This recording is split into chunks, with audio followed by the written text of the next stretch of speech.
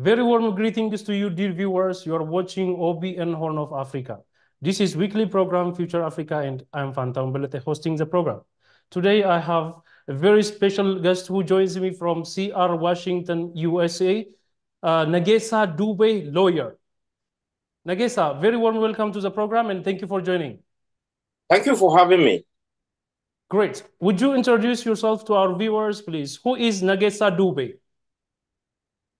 Nagessa Dube is an Ethiopian. I studied law in Addis Ababa University between 2001 to 2009. I was a former political prisoner while I was a student. I was detained for 3 years, and after I moved to United States in 2013, I have been active in Ethiopian politics. I've been organizing the diaspora and putting pressure on Ethiopian government. After the reform process in 2018, after the new prime minister took office, I was back to Ethiopia in 2020, and I was appointed as a deputy attorney general, briefly for like 6 months. And then back to United States, I did my LLM and currently practicing law in Seattle, Washington. Throughout modern Ethiopian history, various regimes have implemented different modes of governance. What were the challenges associated with these systems, and did they genuinely serve the interest of all Ethiopians? Thank you. Ethiopia's modern history has indeed seen various modes of governance.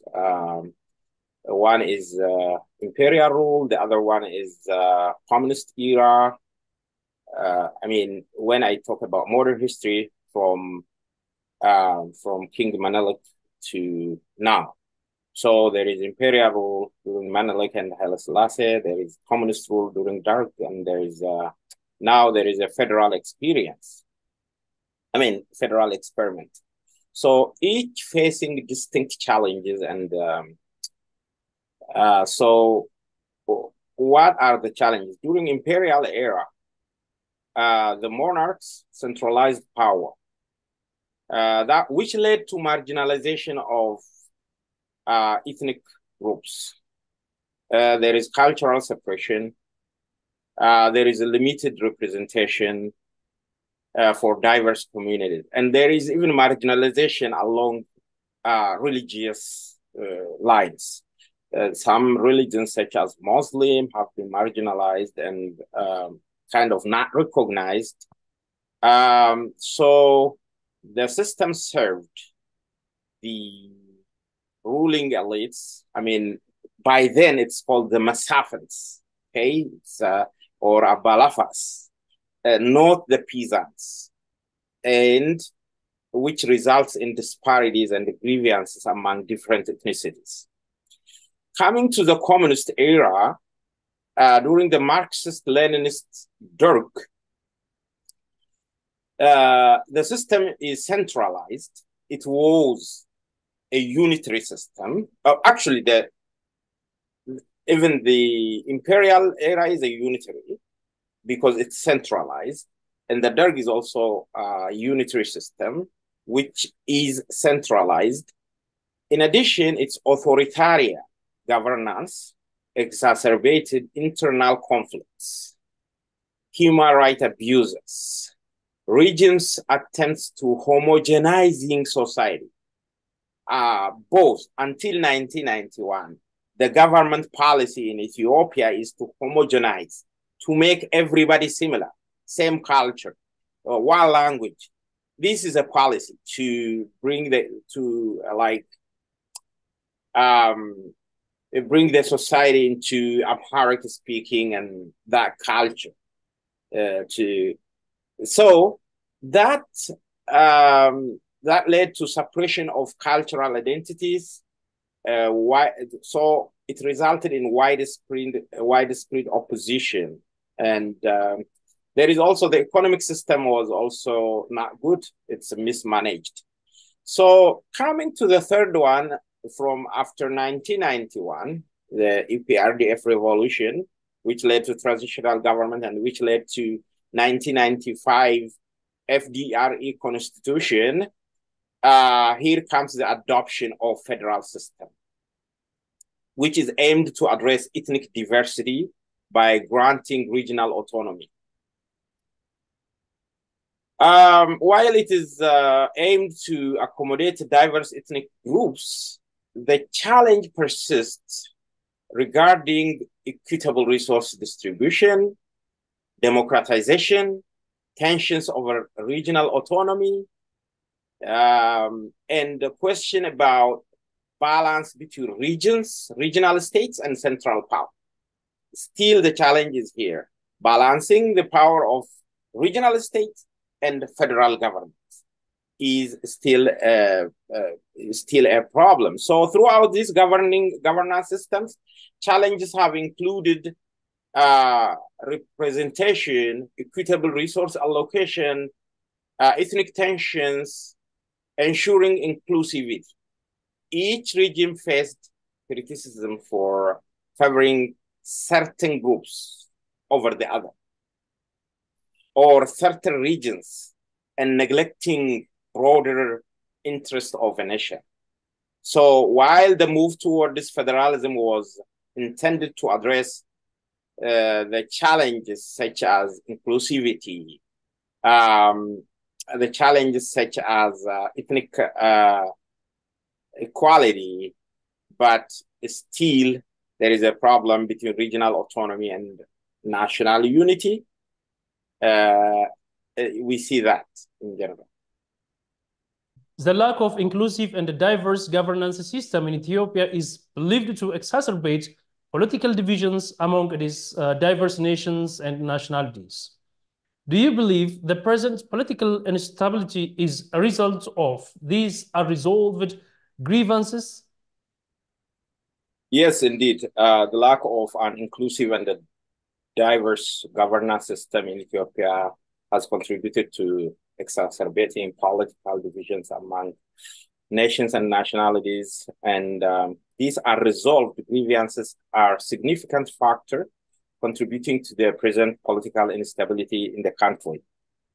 Ethiopia's historical and unresolved grievances, including ethnic tensions, unequal resource distribution, and questions surrounding representation and autonomy, have led to ongoing political divisions. You see there were a lot of rebel groups, rebel activities going on, maybe previous to 1991. And even after that, actually still it's going on, but there are a lot of political tension, polarization, which are failure to adequately address these deep-rooted issues. And these issues resulted in, number one, inter-ethnic conflict, ethnic tensions and disputes over resources and political representation there is these things in various regions, which is contributing to instability and displacements. And this tension has become challenge to national unity. The lack of an inclusive governance system that accommodates the diverse needs of different ethnic groups has become a challenge for countries' unity and cohesion. I see the attempts after 2018. There are attempts to include that with formation of Prosperity Party, like including all the regions into parties, or all the ethnic groups into the party, so that they can play their role at the center. However, still there is a lot to do. There is inequality and marginalization, persisting disparity with regard to resource allocation and development among the regions, which fostered feelings of marginalization among certain ethnic groups. And it is fueling grievance and further divisions. There is also political fragmentation. along ethnic lines, which has complicated governance, leading to challenges in forming a unified and inclusive national agenda. So we have unresolved grievances and absence of robust inclusive governance system. So Ethiopia's ethnic groups have significantly contributed to the current political instability.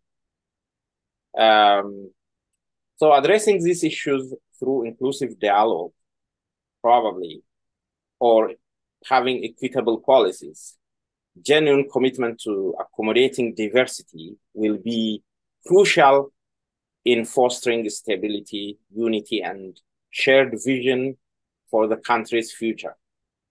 To resolve historical and political disputes, Ethiopia adopted federalism 3 decades ago. How would you assess its implementation? Has it effectively addressed issues of equality and fair resource distribution among the diverse nations and nationalities? It has attempted to address those issues such as ethnic diversity, power sharing, inclusivity, and representation. It has attempted and somehow addressed. But still a lot to do. As I told you, there is this problem of balancing regional autonomy and central federal power. So there is a need of creating cohesion. There is a need of creating a national feeling at the same time. Like, you respect the diversity, you create the autonomy at the regional level. You create equality among the ethnic groups and religious group and whatever group. And then at the same time, you have to ensure feeling of unity and patriotism at the same time. But we are lacking some, we are losing balance. There is a lot to work on the balance between the two. Well done. Why opt for federalism in Ethiopia over other political systems? Federalism in Ethiopia was chosen as a governing system primarily because it addresses the country's diverse ethnic, linguistic, and cultural composition. When we talk about ethnic diversity, Ethiopia is a home to various ethnic groups. Ethnic groups with distinct language, with a distinct culture, history. So federalism is seen as a way to recognize and accommodate these differences, this diversity, by granting regional autonomy to these diverse groups. Coming to power sharing, federalism allows for power sharing among these diverse ethnic, linguistic groups, and by forming regional states. It aims to decentralize power. There is power accumulation at the center. So it decentralizes this power and shares power to local. Local affairs would be dealt by local, or regional affairs will be dealt by regional governments. So in that way, it can address, or it can overcome marginalization of certain regions and ethnic groups. The other issue is about conflict resolution. Ethiopia's history is marked by ethnic tensions and conflicts. So federalism we opt for federalism, seeing it as a mechanism for inclusive governance, promoting dialogue, and engaging in this diverse group in a decision-making process. So the system is aimed to ensure various communities so that they can solve their matter directly. So That way, it will help in conflict resolution. There is also inclusivity and representation. It allows representation of different groups. In that way, it promotes inclusivity. With another issue is resource allocation. Through federalism, regions have control over their resources, resource allocations. Okay, the Afar region will know how to allocate their resources, depending on the region. The region is, for example, like a desert or semi-desert. So for desert, they will coin their own policy, how to use their resource for that. Like the policy that works for highland areas doesn't work for lowland area, Afar area, or Somali areas, or for Gambela. They will have a different policy, and they have their own mechanism of allocating their resources in their region. So it allows for resource allocation. So regions will have their own way of allocating their resource, and so it is intended to address all this. And finally, there is a constitutional recognition for these diverse groups. So the federalism is enshrined in Ethiopia's constitution, providing legal framework for these diverse ethno-linguistic groups. So the legal framework for decentralization, autonomy, and self-determination of regions within federal structure. So that is why we opt for federalism. If we opt for unitary system, it means power is accumulated at the center. The central government will coin a policy, development policy, political policy. Every policy will be coined at the center, and it will be implemented over regions, or provinces. But right now, all the regions will coin their own policies depending on the realities of their region. Not the federal, policies will not be made at the center and implemented in the regions. So that is why we opt for federalism. So while federalism has been seen as a solution to accommodate diversity and promote local governance, there are also some challenges, as I mentioned earlier, interregional tensions, boundary disputes, and questions about balance of power between the regions and the federal government. But with all its problems, the federal structure, federal system is chosen, is much better than the unitary system for Ethiopia. Dear our audience, you are watching OBN Horn of Africa Future Africa program. Stay connected. Approximately 28 countries, representing over 40% of the global population, currently embrace federalism as a governing system. However, certain political groups in Ethiopia depict the federal system as divisive and contrary to fostering strong national unity. What are your thoughts on this perspective? Yeah, currently about 27 or 28. The figure I have is 27 countries adopt federalism. We have about 193 states worldwide. I remember that's 193, could be 4 or 5. It depends. Like some new countries can be created over time. But when South Sudan got its independence, by then it was 193 states. Out of those, 27 or 28 states adopted a federal system.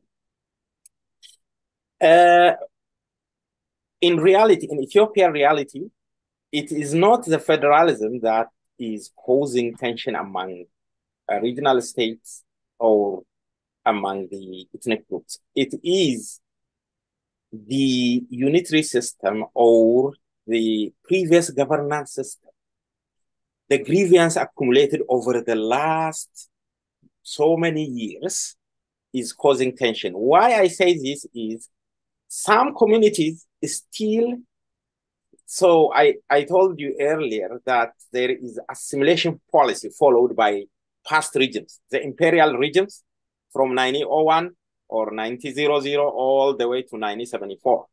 74 years attempted to assimilate Ethiopian ethnic group into one linguistic and cultural system. Okay, they attempted to assimilate the whole, to unify the country under one culture and language. There are people with that view which still want us to that policy to continue, which still do not recognize other language.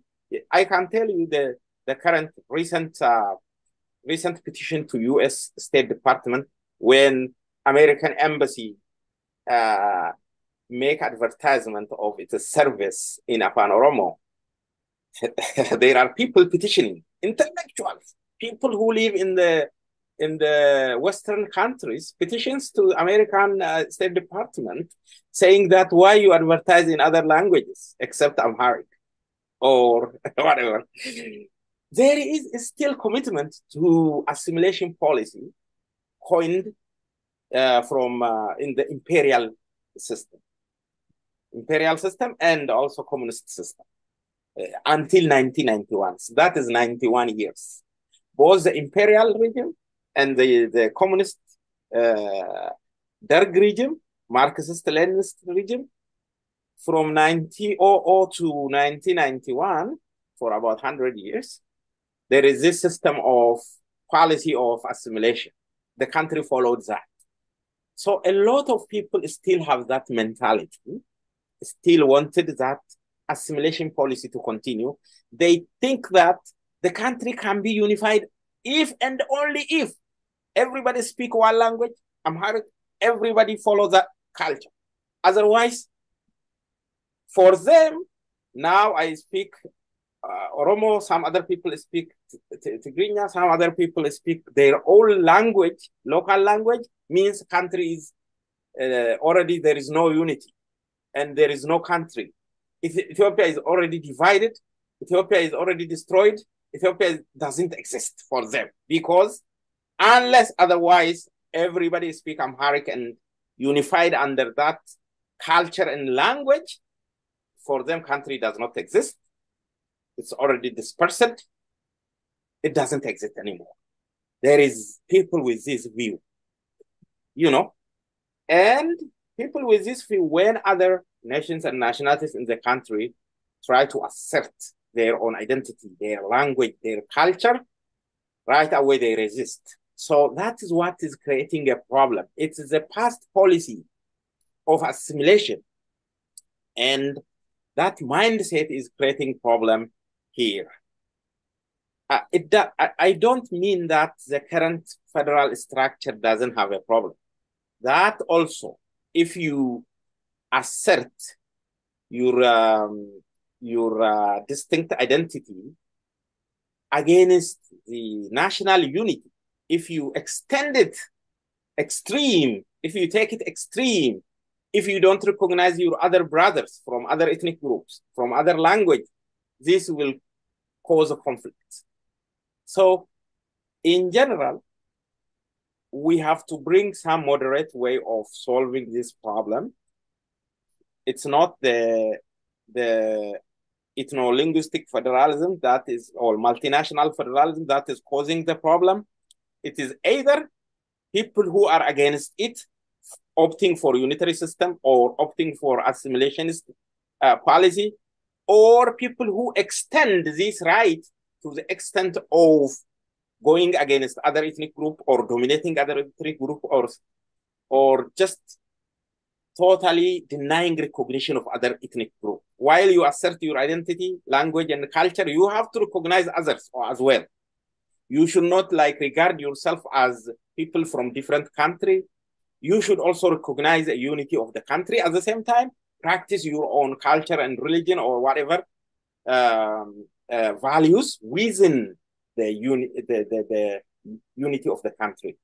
So it is people who take things extreme, either extremely unitary or extremely very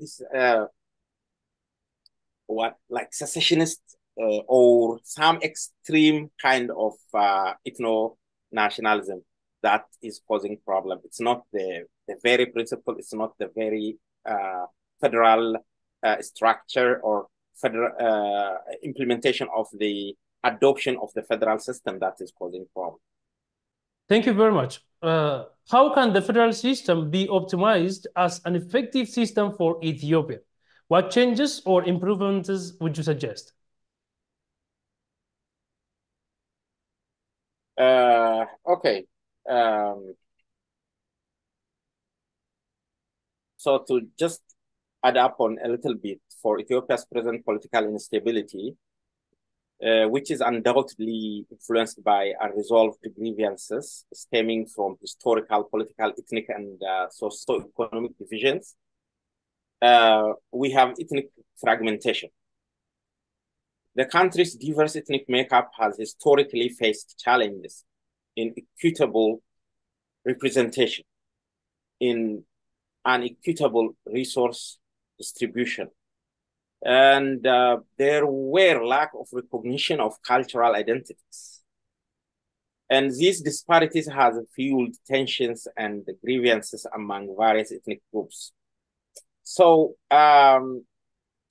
there is also inherent challenges of federalism.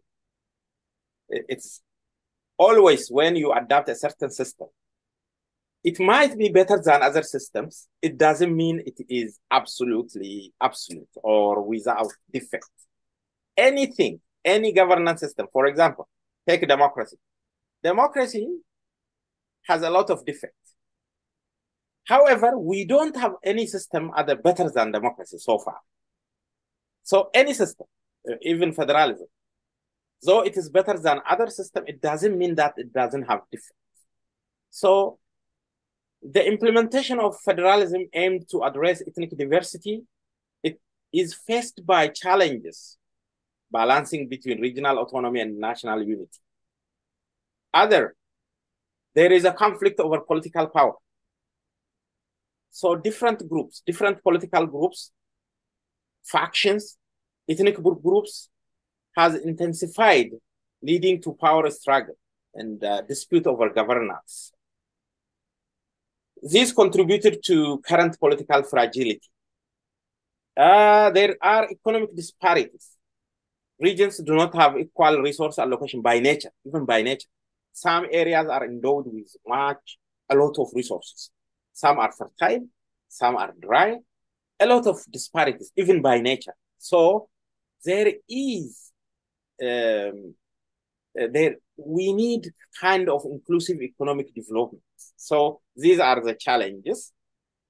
So these are resolved issues which contributed to the current political instability. So the ongoing conflicts in regions such as Tigray, Oromia, and other areas, there is this political conflict over political power, there is a federalism challenge, there is economic disparity, there is ethnic fragmentation, historical issues, okay? So there is deep-rooted nature of these grievances. Addressing this historical and contemporary challenge needs equitable and sustainable manner crucial to achieving lasting peace. So for this, I recommend inclusive national dialogue, some kind of peace, truth and reconciliation efforts, and some kind of amendments and some arrangement that includes the population in general. You need to engage the population. So through inclusive national dialogue and some kind of truth and reconciliation process. Scholars often describe federalism as the art of balancing. What does this mean? This usually means states has to balance the regional autonomy and the federal power. So how to balance? As I told you, if you take the unitary system, it is only in the unitary system, there is no federal system, federal government and the state government. In federal system, you have double layer,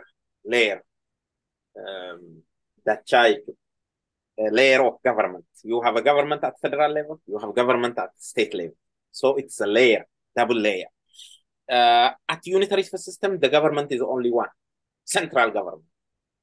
The local ones, they only implement the policies which are made at the center. So the center have legislative, the central government have executive, the central government has judiciary. So that goes all the way to provinces and to local government in unitary system. In federal system, there are double legislative. There is legislative at the center, at the federal level. There are legislative at the state level. There are executive at the federal level. There is executive at the state level. There is judiciary at the federal level. There is judiciary at the, it's double layer. So there is a need to balance the power at the federal level, at the federal government level, and the power at the state level, the state and the federal. So who distributes this power? It is the constitution that distributes power to the federal government and to the state. So the constitution gives power, some power, distributes some power to the states, to the regional state, some power to the federal government.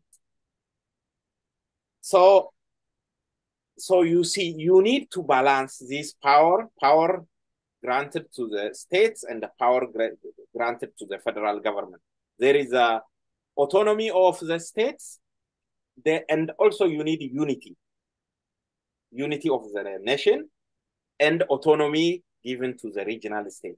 This thing needs to be balanced. If the region extends its autonomy beyond some level, it affects the unity of the country.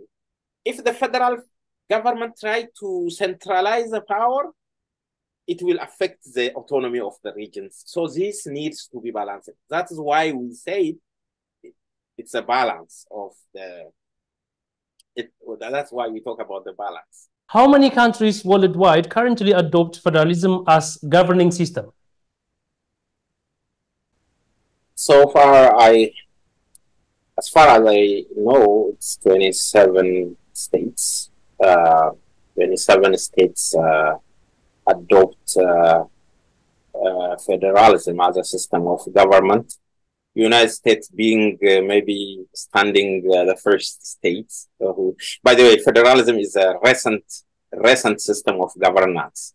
It's not old system of government. Maybe unitary system is older. A federal is relatively new.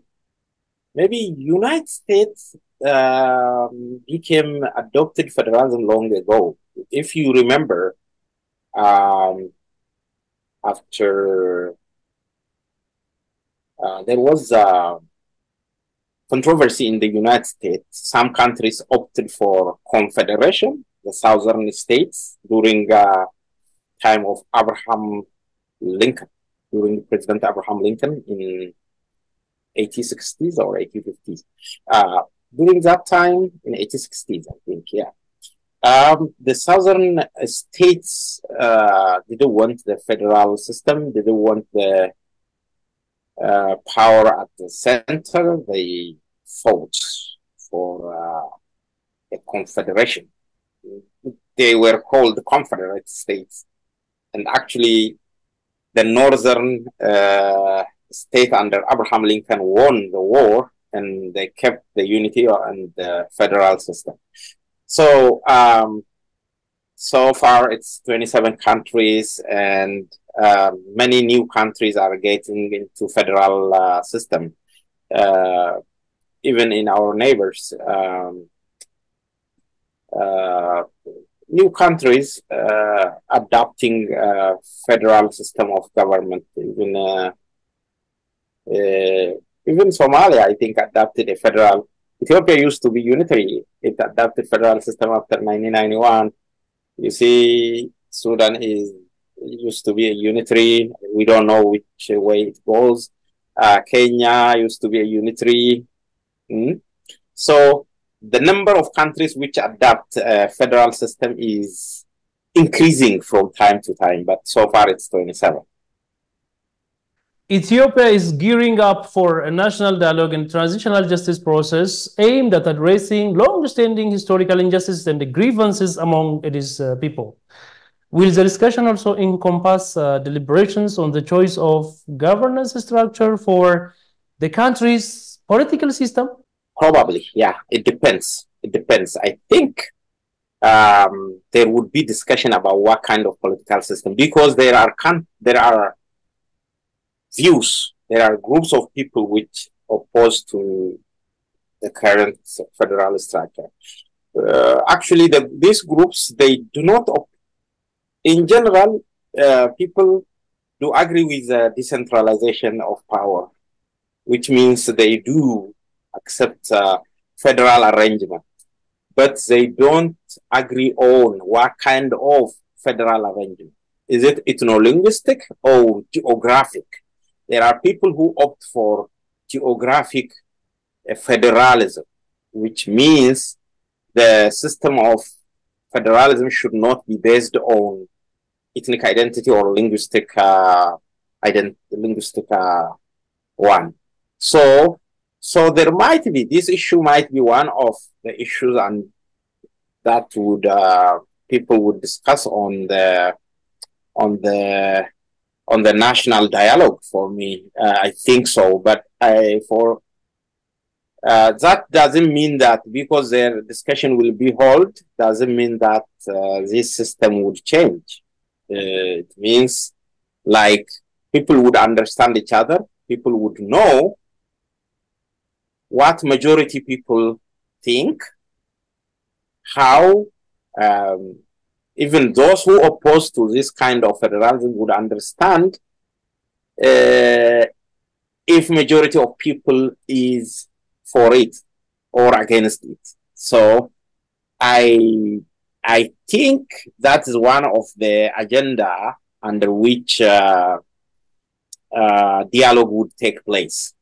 Because in a national dialogue, one of the things is to discuss on constitutional reform. So governments may initiate or groups may initiate dialogue to review or reform their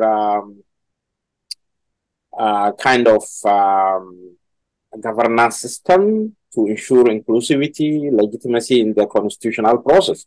So I hope this issue would be raised in that discussion. Thank you very much. From your experience, what circumstances typically prompt a country to convene a national dialogue? Countries often convene national dialogue in response to various circumstances, such as political crisis, social unrest, post-conflict situation, constitutional reform, economic challenges, or ethnic or cultural diversity. Countries with diverse ethnic or cultural landscape may convene dialogue to address issues related to inclusion, issues related to representation, or cultural rights, linguistic rights, to foster equality or harmony. Countries do convene national dialogue for economic challenge, severe economic crisis, or disparity could prompt dialogue to discuss economic reforms, resource allocations. The other issue is constitutional reform. In case of, if there are doubts, if there are like oppositions, or if some group, or if there is opposition against the very constitutional system, constitution, there can be dialogue as a result of this. If we take Kenya, in 2007, 2008, Kenya convened a national dialogue after 2006 election, I think. There was an election dispute on which many people were killed. That election was the challenge. It's between Odinga and Uhuru Kenyatta. They had a very close vote. There was supporters of Odinga uprised, protested the election result. And there was also ethnic conflict due to that. As a result of that, Kenya convened the national dialogue, which resulted in amendment, not only amendment, change of constitution. They come up with a new constitution. For the transition period, they had the 2 years government of national unity. Kenya is not a parliamentary system, it's a presidential system. In presidential system, you have a president who is the head of government and who is head of state. You don't have prime minister. But in the transition, in the government of national unity, they made another new position as a prime minister. They made Odinga prime minister, Uhuru president for 2 years. Then a new constitution, they come up with a new people voted on the constitution, and the constitution, yes, no vote, referendum, the constitution passed. So some countries sometimes, if they want to make dialogue, national dialogue on very important issues, one issue is the constitution. So there is a post-conflict situation. For example, the Kenya one is actually post-conflict as a result of election dispute. Countries also convene the national dialogue for situations such as post-conflict. Ethiopia's case is also post-conflict. There are a lot of conflict taking place in Ethiopia. So probably if now some of the rebel group come to concession, come to agreement with the government, like the TPLF has reached an agreement with the government. They go through the disarming, demobilization, and the reintegration process. That issue, that conflict is resolved. If other rebels also come to that post-conflict, national dialogue take place in post-conflict situation. In countries emerging from conflict or civil war, national dialogue serve as mechanism to foster and prevent future conflict. That is one of these. Or social unrest. If there is a widespread unrest, if there is a widespread protest, take that country, not Egypt.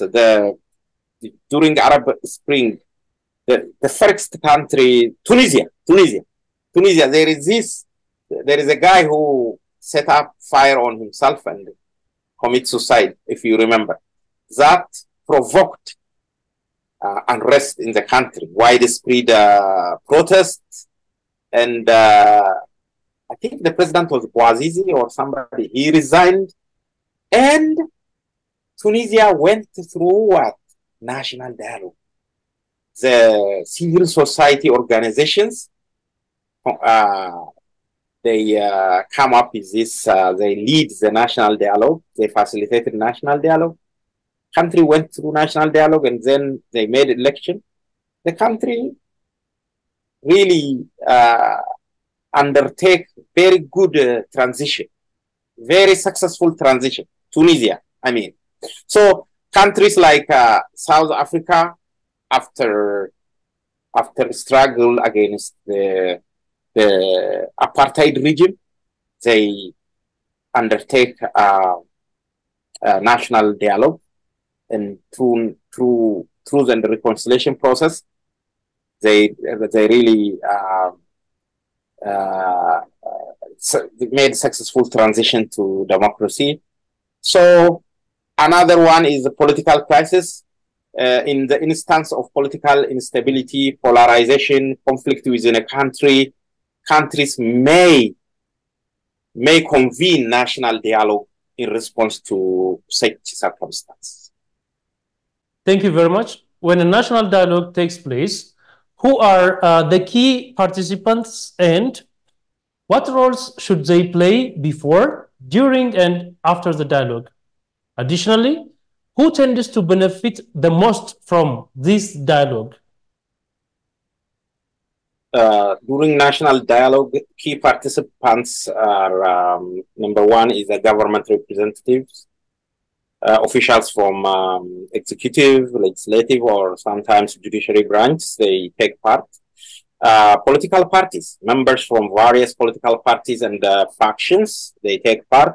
Civil society representatives, individuals from non-governmental organizations, advocacy groups or human rights group, they can participate. The other one is ethnic, religious, or cultural groups. They're leaders or representatives from diverse ethnic, religious, or cultural community. They take part.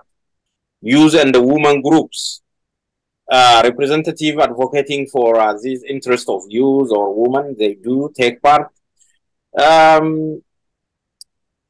Yeah, these are the ones.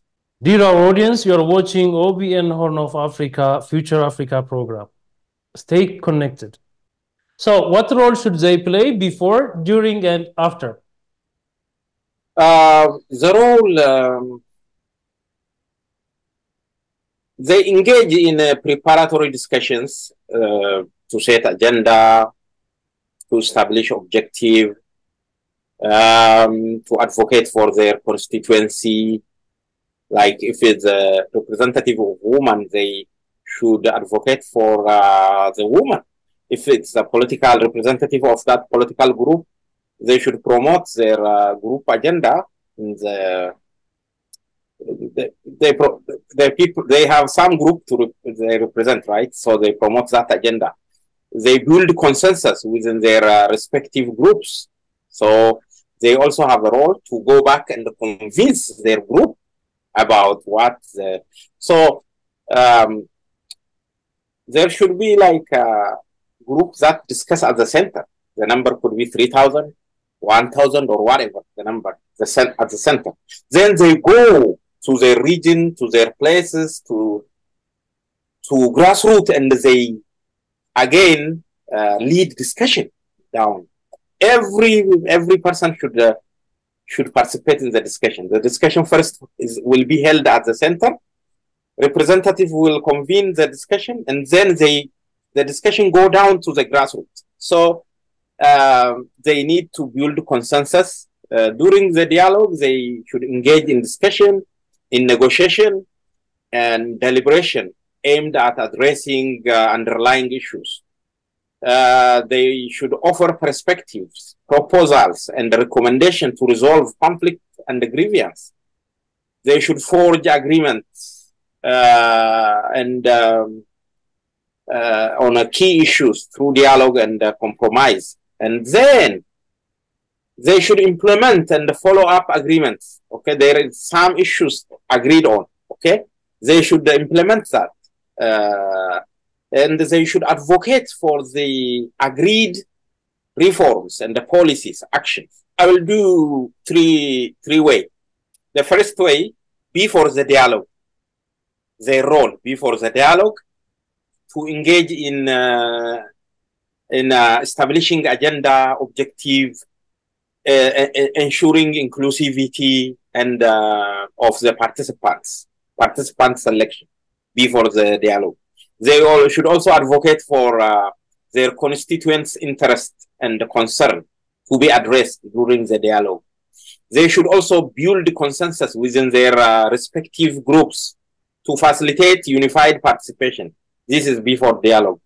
Then during dialogue, they should engage in discussion and the negotiation and deliberation, addressing underlying issues, fostering understanding and finding common ground. This is they should also offer perspective, proposals, recommendation to resolve conflict and grievance. They should forge agreements or consensus on key issues through dialogue and compromise. This is what should happen during the dialogue. Then after dialogue, they should implement and follow up on agreement reached during the dialogue. They should advocate for the enforcement of agreed upon reforms and actions. They should continue to engage and ensure sustained dialogue and monitor the process, the progress of the implementation. So this is the role they should play. Who tends to benefit the most from this dialogue? The nation tends to benefit most. The nation, the country as a whole, the people of the nation. And yeah, everyone benefits. Even the political groups, the government, everybody benefits from the dialogue. The country benefits from the dialogue. It's not easy. If you restore peace, if you have a system that everybody agrees on, at least even the minority group will understand what position the majority supports and why a certain system is working. Okay? Yeah, so everybody benefits. Great, thank you. Transitional justice is also currently receiving focused attention as a national agenda. How instrumental could it be in fostering peace and stability in Ethiopia? And what are the reasons necessitating its implementation at its crucial junctures? Transitional justice can play a crucial role in fostering peace, reconciliation, and stability in Ethiopia, especially at this crucial time in the country's history. There are several reasons for this. In the first place, in addressing past human rights violations. Ethiopia has a history of human rights abuses, conflicts, and injustices. In transitional justice mechanism, we work towards addressing these violations by acknowledging past wrongs. It doesn't mean that you bring everybody to justice. You give amnesty to some. Usually it happens like this.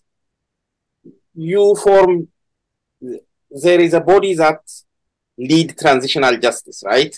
So it has different departments. For example, there is a department to which victim of violence would go and report. For example, I was tortured, right? There is a department to which I go and tell my story. I go and tell my story. Mr. X tortured me like this, this day, this year. Okay, this year, this time I was arrested, I was tortured. I will report that, right? That person who I alleged tortured me would be asked by another department. There is a department of offenders, okay? He may get amnesty or he may get charged. Some people would get amnesty. Some people would be sent to court, okay? Some people would go and say, okay, I was tortured. I tortured him because I was ordered by Mr. X, Mr. Y. That was this, that time. I mean, he will explain his side. That is what happens during transitional justice. There can be a lot of cases, thousands of cases will be seen by this commission. So it will help like victims also to feel that, you know, at least recognizing their victimhood, recognizing their problem, their violation is not easy. It's about recognizing victims.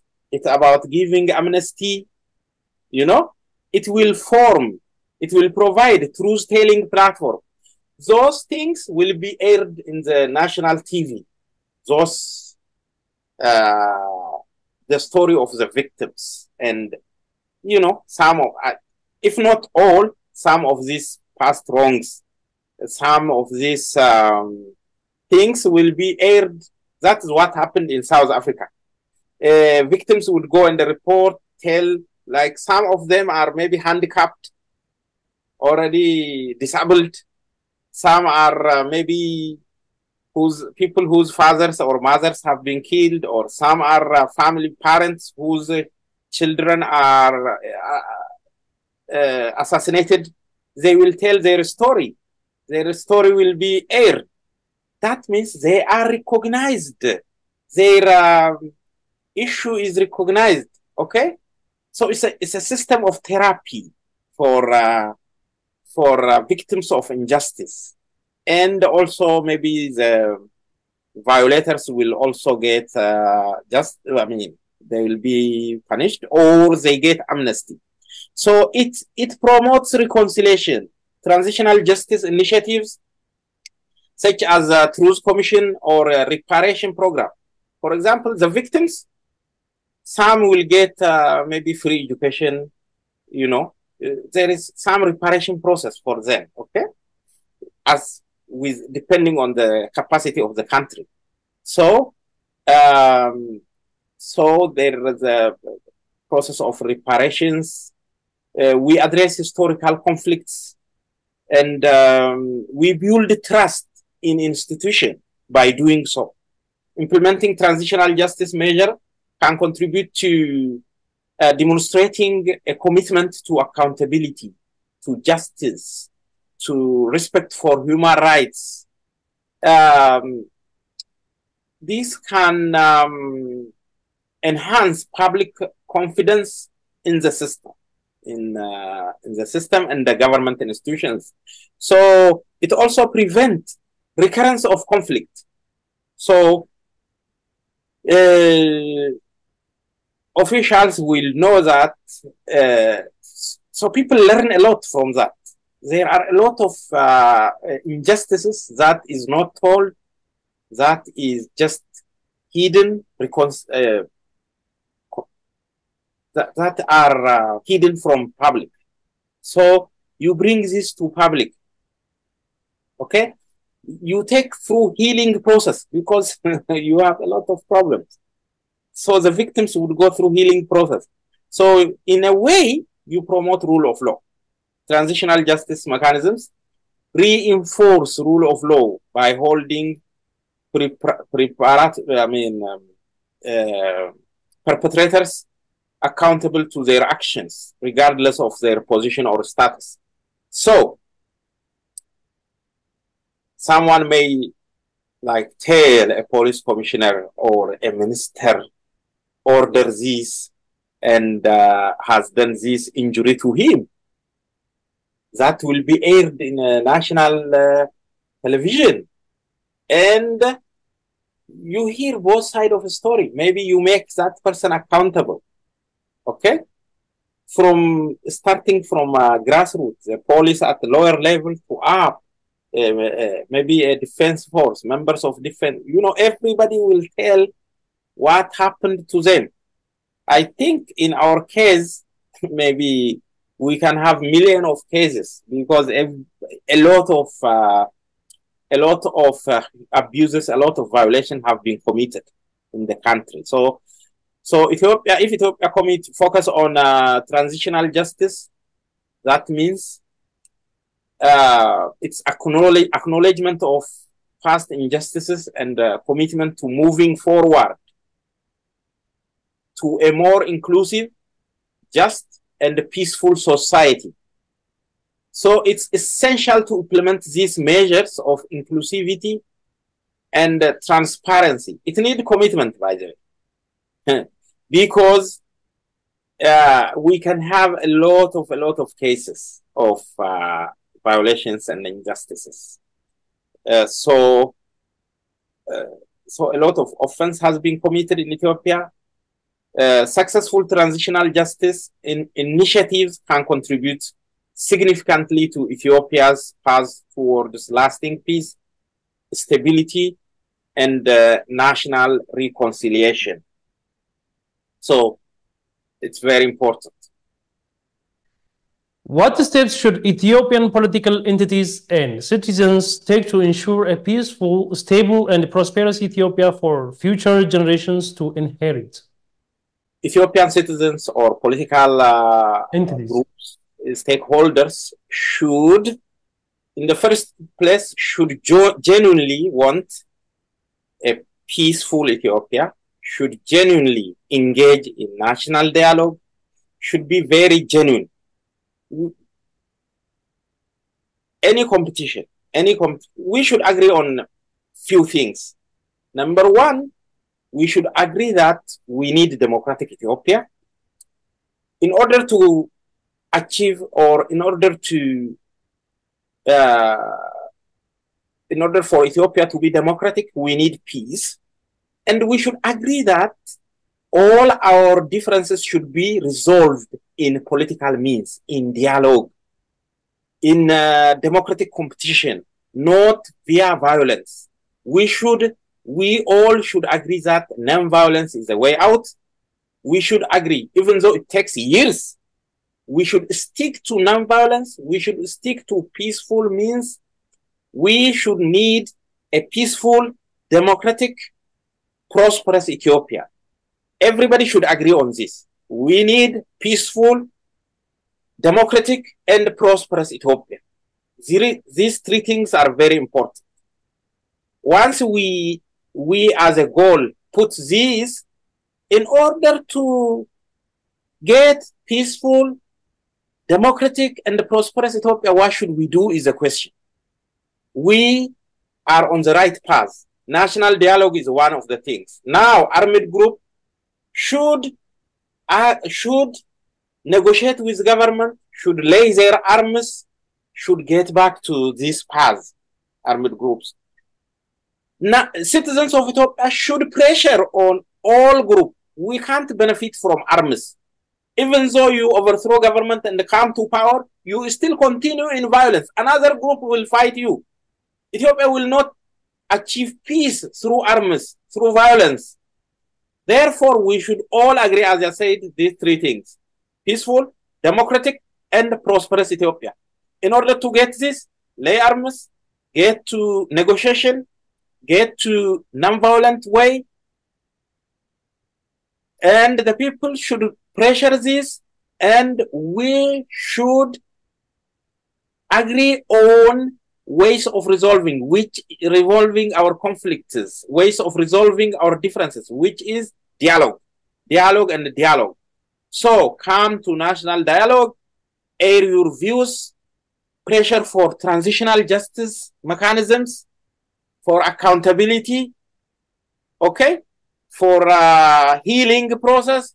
That is how to save our country. That is how to move forward to see a prosperous, peaceful, and democratic Ethiopia. You can't bring democracy through arms. We have seen a lot of rebel group who took power. Rebel group took power in Eritrea, still in power. Rebel group took power in Rwanda, still in power. They become authoritarian. Rebel group who come to power in Uganda is still in power. EPRF took power in arms in 1991. Yeah? It continued to read, it became authoritarian. It lived for 27 to 13. It didn't bring democracy. Democracy should only be achieved through dialogue, through negotiation, through compromise. So that is what we should do. Have you got any message to convey before we end this session? My message is we should agree on basic things. The first thing is nobody is extremely good or inherently perfect. Nobody. We should not, in political system, there is no perfect system. Or that is why we always have a change. There is no perfection in politics. Even maybe the the most developed country in the world is United States, right? The system in power is not perfect. That is why another people, they tell the defect of this government, come to power. Always we strive for perfection, but we can't be perfect. No perfect system in the world. That is why we always have change. We have to agree on this. So we have to keep on improving. Then we need to agree on very basic things. One, do we need unity? Yes. We need unity of Ethiopia. Okay? In keeping the unity, we need peace. We need democracy. We need equality.